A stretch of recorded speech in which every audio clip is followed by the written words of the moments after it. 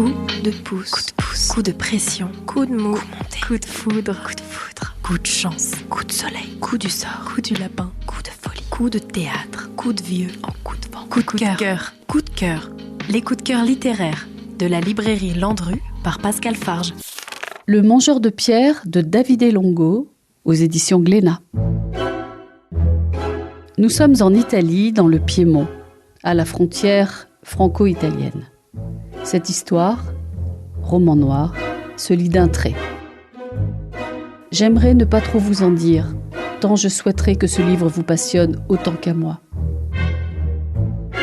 Mais en 2 mots, il y a un cadavre, une enquête.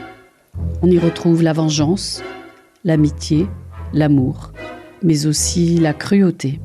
C'est un roman très visuel, avec une écriture sans dialogue. Et c'est un vrai roman noir. Noir et serré. Ça vous fait penser à quoi ? Ne vous brûlez pas.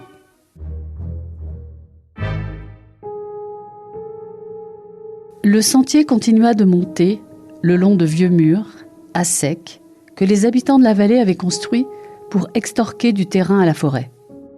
Depuis que nul ne venait plus les entretenir, les terrasses étaient envahies de murs sauvages et de gratte-culs.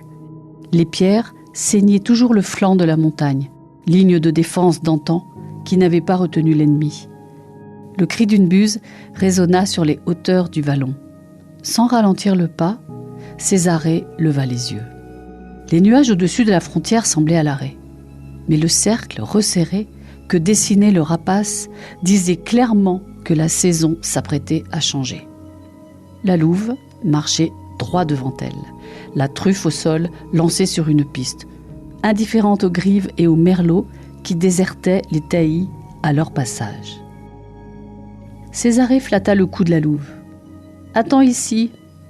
Il ramassa un bâton et commença à dévaler en direction du torrent, en se frayant un passage entre les fougères. Par moments, une odeur putride se mêlait à celle du musc.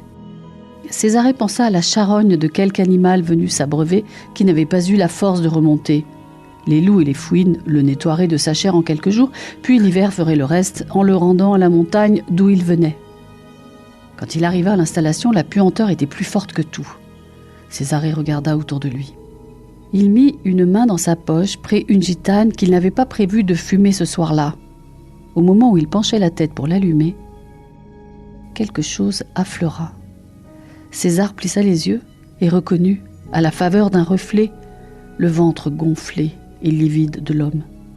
Le visage apparut peu après, de la couleur du lait caillé. César regarda les cheveux noirs que le courant tirait et sentit l'ombre se refermer sur lui. Coup de cœur. Le mangeur de pierre de Davide Longo aux éditions Glénat. C'était un coup de cœur de la librairie Landru de Pascal Farge.